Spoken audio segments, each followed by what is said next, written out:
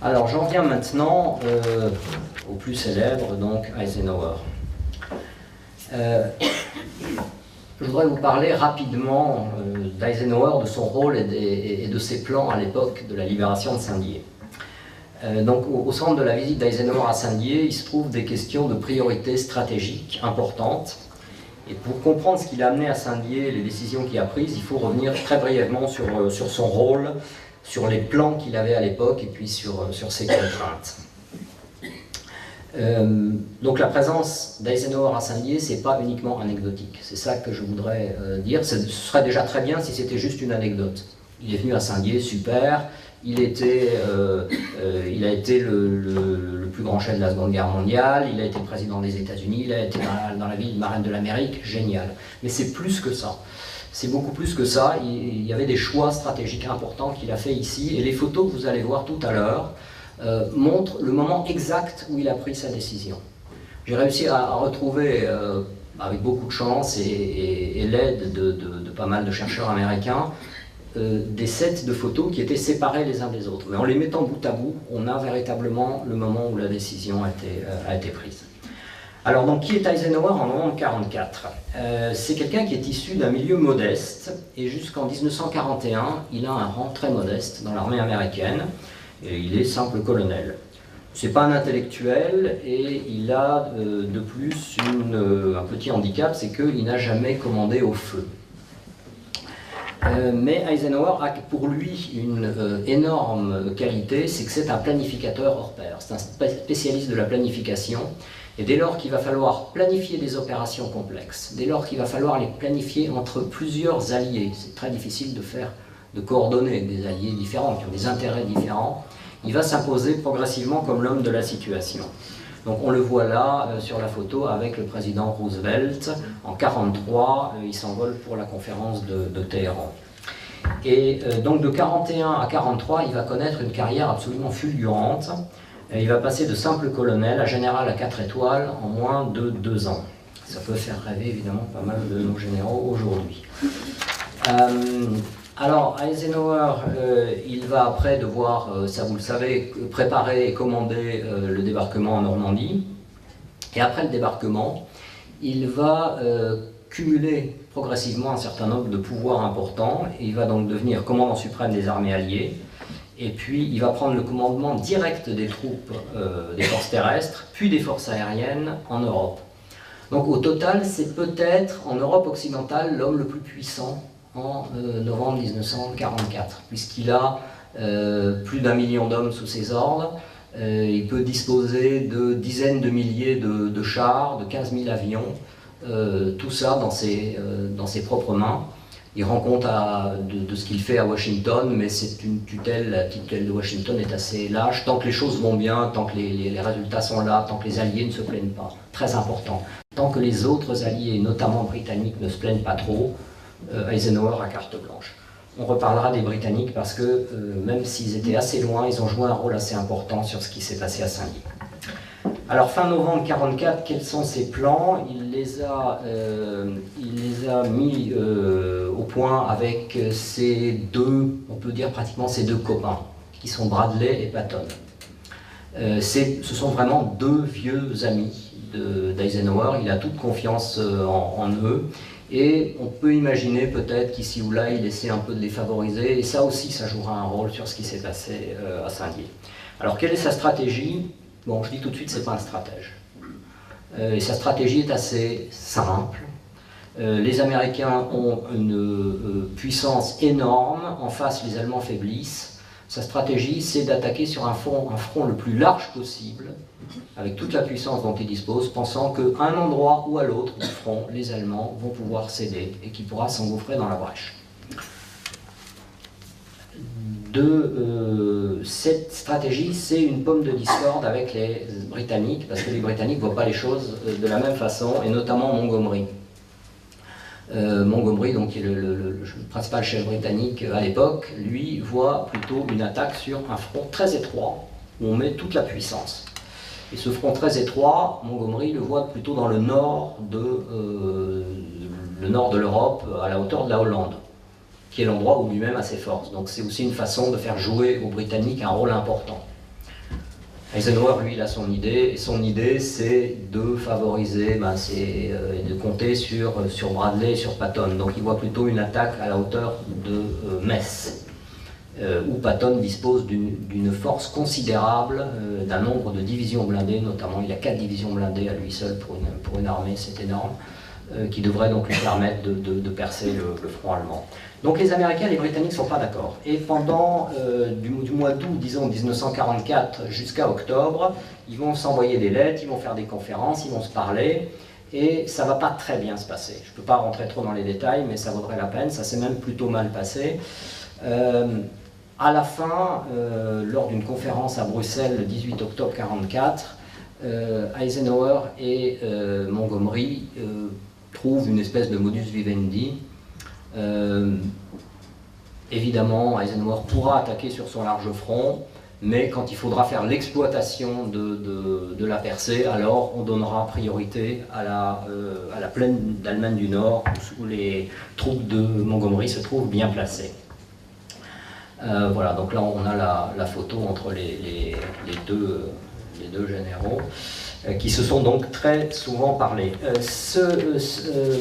Cet accord, ce modus vivendi, Montgomery évidemment il tiendra très fort, un point tel qu'il va envoyer des lettres à Eisenhower pour lui dire que c'est bien comme ça que ça doit se passer. Eisenhower répondra que oui.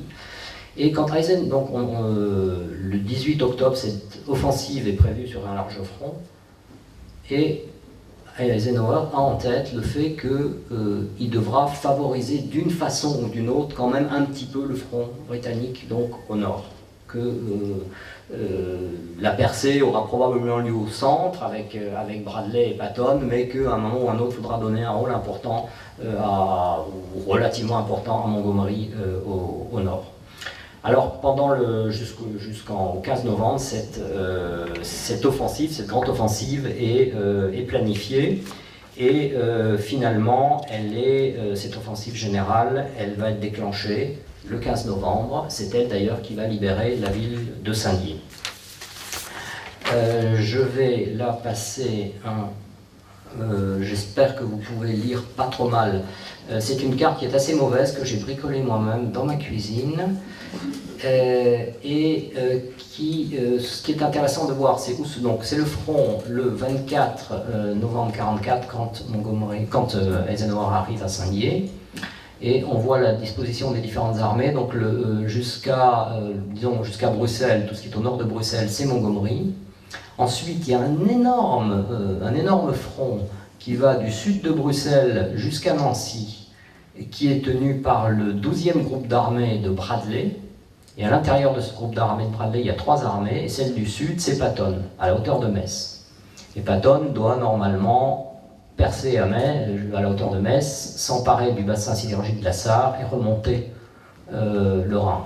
Et Eisenhower pense que si Montgomery le peut, mais ses forces sont relativement épuisées, il pourra descendre en direction de Bonn. Et puis alors, il y a quand même la région de Saint-Dié, vous voyez, le 6e groupe d'armée du général de Herse qui va de Lunéville jusqu'à la frontière suisse, avec tout au sud la première armée française de Delattre jusqu'à la hauteur de Gérardmer, et puis au nord de Gérardmer jusqu'à Lunéville, la 7e armée américaine du général Patch. Et c'est là que va se produire quelque chose d'assez inattendu. En fait, ça ne se passe pas du tout comme Eisenhower l'a prévu, que ça ne se passe pas du tout comme Montgomery l'aurait souhaité.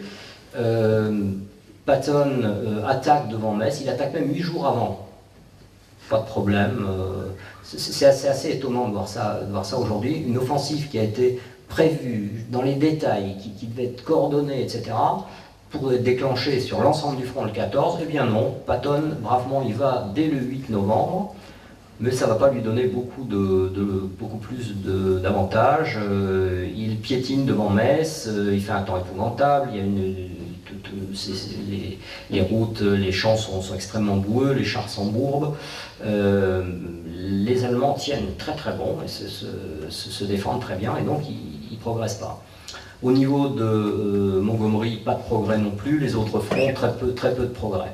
Le seul progrès, c'est au niveau du 6e groupe d'armées de Devers.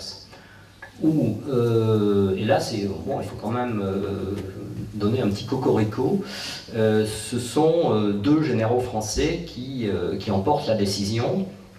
De Lattre en forçant aux alentours du 20 novembre la trouée de Belfort et en avançant vers Mulhouse. Et puis Leclerc, ça je pense que vous connaissez tous l'épopée de la deuxième DB de Leclerc. Donc la deuxième DB de Leclerc, c'était la seule division blindée de l'armée Patch, et donc il était subordonné à un Américain. De Lattre aussi d'ailleurs, qui a toujours donné l'impression qu'il décidait tout seul, il était subordonné à Devers. Mais bref, Leclerc qui, après une épopée assez extraordinaire, s'empare de Strasbourg. Et les Allemands le front allemand se trouve complètement déstabilisé dans la région. Ce qui permet... Merci beaucoup. Merci.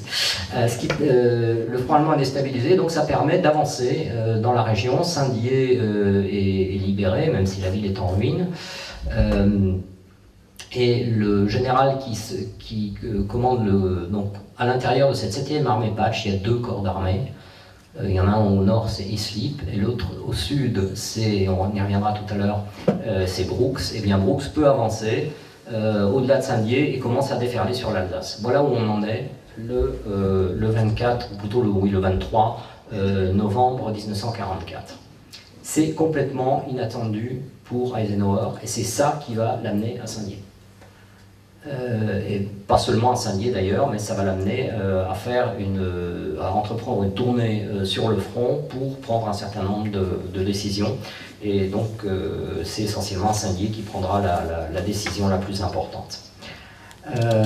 Donc Eisenhower décide le 23 novembre de partir. Il quitte son quartier général qui est à Reims, à côté de Reims. Il avait deux quartiers généraux, un plus central qui était à Versailles et l'autre à côté de Reims, son quartier général avancé. Donc là, il est à Reims. Il fait route en direction de Nancy. À un moment ou un autre, qui n'est pas précisé, que je ne connais pas, Bradley le rejoint.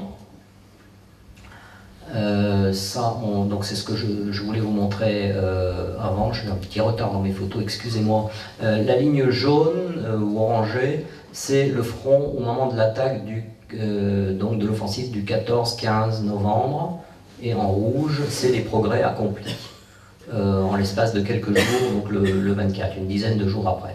Donc vous voyez l'avance importante qui a eu lieu. Patton lui a un petit peu avancé, mais beaucoup plus faiblement. Et en tout cas, il n'a pas atteint le Rhin. Grâce aux Français, les troupes alliées ont atteint le Rhin à deux endroits, au sud de Mulhouse et à Strasbourg. Voilà, donc son vieil ami Bradley rejoint Eisenhower, vous voyez qu'ils s'entendent très bien, on le voit sur les photos. Et ils font route ensemble vers le quartier général de Patton, donc le troisième larron, si je puis dire, qui se trouve à ce moment-là à Nancy. Les voilà, tous les trois, avec Patton. Ça n'a pas été pris le 24 novembre, hein, mais on voit, cette photo montre bien à quel point ils se sentent bien en harmonie, tous les trois, ces trois vieux copains. Alors, à partir de là, ils font Patton leur expose la situation, et Patton est bien forcé de leur dire qu'effectivement ses troupes n'avancent pas, que la boue le bloque et qu'il faut l'aider. Et il fait deux propositions à ses supérieurs, à Eisenhower et à Bradley. La première proposition consiste à leur dire écoutez, donnez-moi un des corps d'armée de Patch qui est au sud, et puis je vais l'amalgamer à mes propres troupes qui sont déjà pourtant considérables, et puis là on devrait bien arriver à dégager quelque chose. Et la deuxième proposition, c'est de dire sinon raccourcissez-moi mon front de façon à ce que je puisse concentrer mes forces à un point du front sur une longueur moins importante du front. Bradley n'est pas très chaud, Eisenhower non plus. Eisenhower ne dit rien, mais Bradley n'est pas très pour. Il ne soutient pas tellement Patton parce que réorganiser les armées en plein milieu d'une offensive, c'est pas le meilleur moment. Donc assez déçus finalement de ce qu'ils ont vu à Nancy, Eisenhower et Bradley continuent leur chemin et se rendent à Lunéville. Et à Lunéville, ils rencontrent le général Devers et le général Patch. Donc les deux, Devers qui commande le groupe d'armées qui couvre tout le secteur sud de la Lorraine, même pratiquement, oui, et en tout cas toutes les Vosges. Patch, donc, qui commande l'armée du Nord à l'intérieur, qui est le subordonné de Devers et qui commande l'armée du Nord, donc qui couvre une région allant du canal de la Marne au Rhin, disons, jusqu'à Gérardmer. Et voilà donc Devers, qui est probablement le grand chef américain le plus méconnu de la Seconde Guerre mondiale. Très peu de personnes ont entendu parler de Devers, et le seul ouvrage qui lui a été consacré aux États-Unis le décrit comme quelqu'un effectivement de méconnu et qui convient maintenant d'être mis en lumière. C'est pourtant quelqu'un de très intéressant, donc c'est lui qui commande les troupes, notamment qui se trouvent, comme je l'ai dit, de la Marne au Rhin jusqu'à la Suisse. C'est quelqu'un d'intéressant parce que c'est un théoricien des chars, de l'emploi des chars, un petit peu, il peut être comparé à Guderian en Allemagne ou à De Gaulle en France, de ce point de vue-là. C'est aussi un très bon planificateur, et c'est quelqu'un qui a un grand sens du contact humain. Ses rapports avec les Français, notamment, vont être très bons. Alors que les rapports entre Roosevelt et De Gaulle étaient exécrables, sont restés très longtemps. Les rapports de Devers avec De Lattre, par exemple, avec les Français en général, étaient très bons. Voilà, donc, mais Devers ne fait pas partie des copains d'Eisenhower. Et on peut même aller jusqu'à dire qu'Eisenhower se méfie un peu de Devers parce qu'il a un peu peur que Devers lui pique sa place. Devers, c'est quelqu'un qui était bien vu de Roosevelt, alors que Eisenhower, qui deviendra président républicain après, était un petit peu plutôt, disons, de l'autre camp. Bon, il ne faut pas exagérer ces divergences politiques, mais il est certain qu'Eisenhower voit en lui un rival.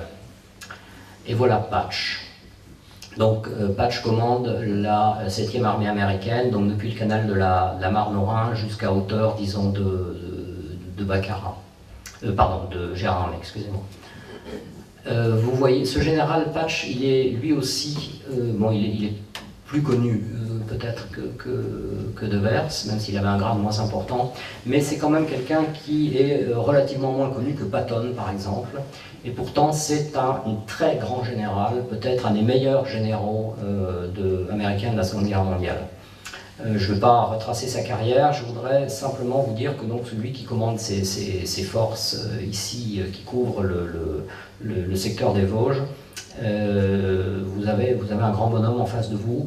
Il peut paraître sur cette photo un peu désabusé. La photo a été prise soit fin novembre, soit début décembre 1944. Et 3 semaines avant, il vient de perdre son fils. Et son fils, qui servait sous ses ordres, a été tué près de Lunéville. Et le fils de Patch, Alexander Patch, repose d'ailleurs au cimetière militaire d'Épinal. Et donc cette mort, évidemment, l'a miné. Et ce qui expliquera qu'à Saint-Dié, on le verra tout à l'heure sur les photos, on a un homme qui manque un peu de ressort par moment et qui n'a peut-être pas su défendre sa cause, peut-être avec toute l'énergie qu'il fallait. Voilà. Cette photo-là est assez mauvaise, malheureusement c'est la seule que j'ai.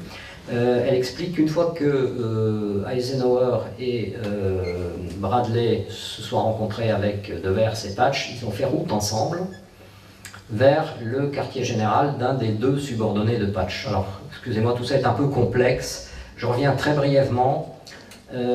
Le front sud est tenu par un groupe d'armées qui est le groupe d'armées du général Devers. Le général Devers, il a deux armées, il a de Lattre de la frontière suisse jusqu'à Gérardmer, et de Gérardmer jusqu'au canal de la Marne au Rhin, la forêt de Parois, il a la 7e armée de Patch.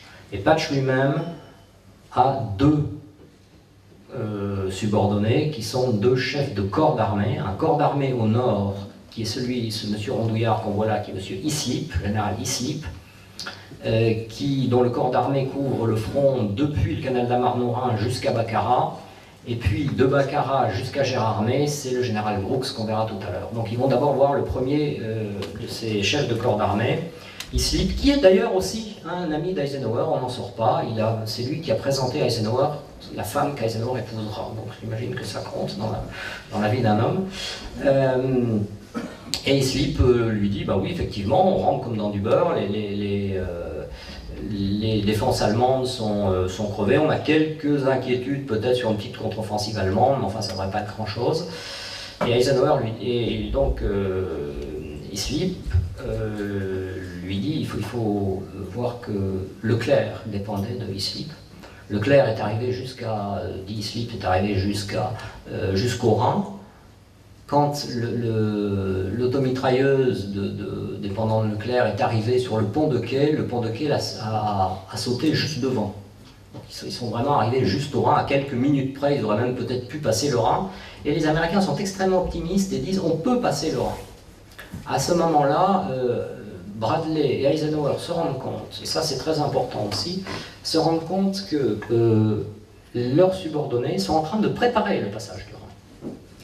Patch a donné ordre, et ces ordres je les ai vus dans les documents américains d'époque, a donné ordre à ses pontonniers de faire mouvement vers le Rhin, puisque Leclerc est arrivé jusque-là, de préparer des barges, de préparer des camions amphibies, tout un arsenal permettant de passer le Rhin. Ils pensaient passer le Rhin à la hauteur de Rastatt, c'est un peu au nord de Strasbourg, c'est le côté allemand.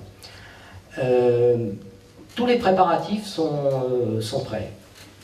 Et Eisenhower, alors qu'il était prévu que si tout allait bien, cette armée de Devers, ce groupe d'armées de Devers pourrait passer le Rhin, Eisenhower dit non, c'est peut-être prématuré, pour l'instant vous devez aider Patton. Vous devez commencer à rediriger un peu vos forces vers le nord. Il dit ça, il slip, verbalement. C'est le début d'une inflexion, mais pas plus. Et les choses importantes vont se passer après. Alors après, c'est finalement pour Devers, pour Patch, leur dernière chance, mais c'est aussi leur carte maîtresse. C'est cette grosse carte que vous avez gardée, que vous jouez en disant bon bah ça passe ou ça casse. C'est leur carte maîtresse parce qu'ils vont aller ensuite à Saint-Dié. Là avec Islip, ils sont à Sarrebourg. Le quartier général d'Islip est à Sarrebourg. Ils vont descendre de Sarrebourg jusqu'à Saint-Dié. Et à Saint-Dié, c'est l'endroit où on voit bien que ce qui se passe au niveau du front d'Islip, c'est pas simplement une pointe blindée de Leclerc, une espèce de raid réussi qui va jusqu'à Strasbourg. C'est que véritablement le front allemand s'effondre. Il s'effondre partout. Et il s'effondre notamment sur cette ligne de défense qui était les Vosges, qui avait été largement fortifiée par les Allemands, qui s'appelait la Vogesen-Stellung, et qui était vraiment une ligne que les Allemands devaient tenir jusqu'au dernier. Eh bien, c'est à Saint-Dié, Devers le sait, cette ligne au-delà de Saint-Dié, donc sur les cols, col du Hans, col de Sainte-Marie, etc., cette ligne a été crevée. Les défenses allemandes sont crevées et il est possible de déferler sur l'Alsace. Donc, ce qui devrait leur apparaître à Saint-Dié, ce qui devrait apparaître en tout cas à Eisenhower, c'est que les Allemands sont en pleine débâcle et qu'il y a une chance unique à saisir pour un bon stratège, qui est de refermer la pince sur l'Alsace, puisqu'on a Leclerc au nord et on a de Lattre au sud, et au centre on a les armées de Brooks qui déferlent, d'anéantir la 19e armée allemande qui se trouve là, de s'emparer de l'Alsace et de passer le Rhin. Et cette possibilité, pour tous ces généraux, existe. Elle existe pour Devers, elle existe pour Patch, qui n'est pas n'importe qui est quelqu'un qui a commencé sa carrière dans les îles du Pacifique, à Guadalcanal, qui est quelqu'un d'extrêmement respecté. Devers aussi est très respecté. Et pour Brooks, qui combat dans la région de Saint-Dié également. Voilà, donc c'est ça l'enjeu en allant à Saint-Dié. Il est environ, c'est le début d'après-midi, il doit être aux alentours de 4-5 heures, de 2-3 heures de l'après-midi. Et les généraux se mettent en route pour Saint-Dié. Alors on les voit dans leurs grandes voitures ici, ça c'est la voiture de Patch, la photo a été prise à l'été, c'est juste pour vous montrer le type de voiture qu'utilisaient les hauts généraux américains, c'est une Packard, et ça vous montre en passant ce qu'était Patch avant le décès de son fils, un tout autre homme. Ces voitures, il faut imaginer un long convoi, parce que ces généraux sont accompagnés de leurs aides de camp, sont accompagnés de leurs maisons militaires, etc. Il y a des jeeps devant, il y a de la police militaire, il y a tout un appareil qui les accompagne. Donc font route vers Saint-Dié et s'arrêtent au quartier général de Brooks qui se trouve à la pêcherie. Alors voilà la voiture d'Eisenhower, c'est pas celle qu'il avait à Saint-Dié ce jour-là, c'est une Cadillac, mais ça vous donne une idée un petit peu de ce que pouvait être le type de paysage qu'il a rencontré, parce qu'il avait énormément plu, il y avait un peu de neige au sol, et c'est sous une pluie battante qu'ils arrivent à la pêcherie.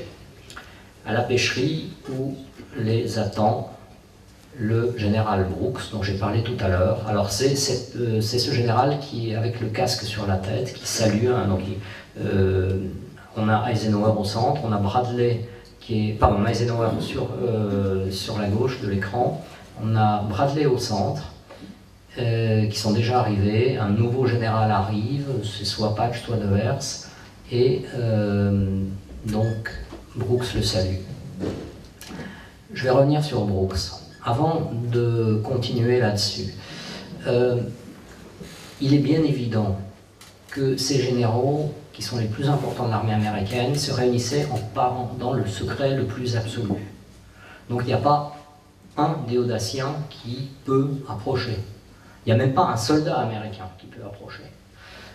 Pour vous donner une idée du type de rencontre dont il s'agissait, il y avait à l'époque, se battaient autour de Saint-Dié 14 généraux américains. Il y a 14 généraux américains. Sur les 14, il y en a un, le plus élevé, qui est celui donc, qui porte le casque, Brooks, qui a été admis à participer à la conférence. Les autres n'ont même peut-être pas su qu'elle se tenait. À la pêcherie, les maisons, et il y a des habitants de la pêcherie, je les saluerai tout à l'heure, pourront vous le confirmer, les maisons avaient été évacuées. Elles avaient déjà été évacuées par les Allemands dès le 8-9 novembre, et donc elles étaient vides. Les Américains ont pu s'y installer sans que la population sache quoi que ce soit. Les villages cette zone-là a été évacuée. Les soldats américains qui étaient chargés de sécuriser cette zone-là, parce qu'il ne faut pas oublier que le front, donc au moment où Eisenhower arrive, au moment où la photo est prise, on se bat encore à Vis-en-Bas. Donc on est très près du front, et on avait rappelé une compagnie, la compagnie I, d'un des régiments qui avait libéré Saint-Dié, pour sécuriser la zone autour de Saint-Dié, notamment de la pêcherie. On avait dit aux soldats qu'il allait y avoir des cérémonies, mais on ne leur avait absolument pas dit ce qui allait venir.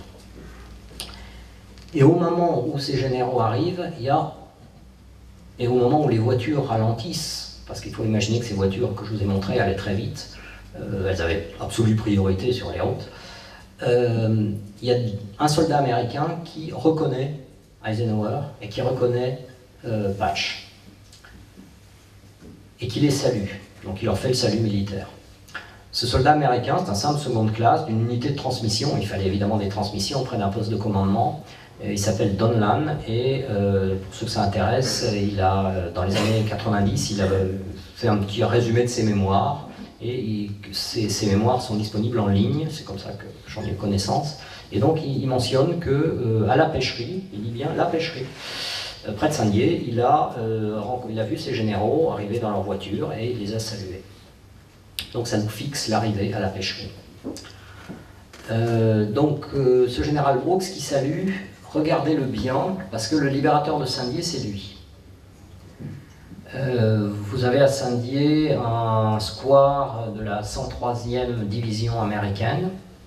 La division était sous les ordres de Patch, comme d'autres divisions. Alors la 103e, c'est celle qui se trouvait en face de Saint-Dié. Donc c'est celle qui est rentrée dans Saint-Dié. Mais si Saint-Dié a pu être libéré, c'est parce qu'il y avait d'autres divisions autour qui ont encerclé la ville, et qui notamment ont encerclé Lormont, sont passés par Lormont. Tous ces mouvements tournants, la traversée de la Meurthe qui était en crue à l'époque, qui était très difficile à traverser, a été planifiée par Brooks, qui est un très bon planificateur, un très bon connaisseur notamment des opérations amphibies. Le libérateur de Saint-Dié, c'est lui, donc regardez-le, vous ne le connaissiez pas. Je dois dire que moi, avant de commencer cette étude, je ne le connaissais pas non plus. Et cette photo vient en droite ligne de son album photo privé. Donc l'album photo, grâce à l'album photo privé de Brooks, qui est détenu à l'université de Norwich, on a pu avoir certains de ces clichés, dont celui-ci. Il est en tenue de combat complète, parce que comme je l'ai dit, on se bat au-dessus. Ce que vous voyez sur son ventre, c'est une pochette à étui, à chargeur de pistolet. Et voilà, il salue donc les arrivants. Et sur l'épaule, il a un badge qui est le 6, qui représente le chiffre 6, et c'est le 6e corps d'armée américain. Alors, on va passer à la deuxième photo. Brooks a enlevé son casque et il est rentré à l'intérieur dans une petite fermette à la pêcherie que se trouvait le PC. Alors, toutes ces photos, il faut bien voir qu'elles ont été prises au 25 mm, donc au grand angle. Elles donnent l'impression d'un espace plus grand qu'en réalité. Je dis ça surtout pour les photos suivantes. Et donc, il est en train d'exposer Eisenhower, la percée qui a été effectuée, le fait que, après une résistance moyenne, disons, il a crevé les défenses allemandes, il a crevé la ligne de la Vorgesenstellung et il commence à déferler sur Schirmeck et sur l'Alsace. Petit détail, vous verrez qu'Eisenhower tient une cigarette et la longueur du mégot permet de voir quel est l'ordre des photos également. Alors ça c'est la même photo, mais pas prise sous un autre angle, c'est simplement un tirage différent. Elle est intéressante pour la petite lampe qu'on voit au-dessus de la tête de Bradley, qui montre bien qu'on n'est pas dans un château, qu'on n'est pas dans une maison bourgeoise, mais qu'on est dans un bâtiment beaucoup plus simple. Vous avez une vue magnifique également sur le pistolet de Brooks. Alors, ça c'est le revers de la photo. Et ce qui est important, c'est la dernière ligne. Six Corps, Saint-Dié Area, France. Donc, on est dans la région de Saint-Dié, nous dit la photo. C'est pas plus précis que ça, parce que, évidemment, vous voyez, la photo est classée confidentielle. Donc, on n'indique pas à l'ennemi, au cas où il tomberait sur la photo en question, on n'indique pas exactement où ça a eu lieu. Et on nous dit que les généraux sont en train de regarder les cartes, qui discutent la situation, qu'il y a Bradley, qu'il y a Eisenhower et qu'il y a Brooks sur la photo. Voilà, donc ça vient de l'université de Norwich aux États-Unis, le fonds Brooks. Il continue son exposé.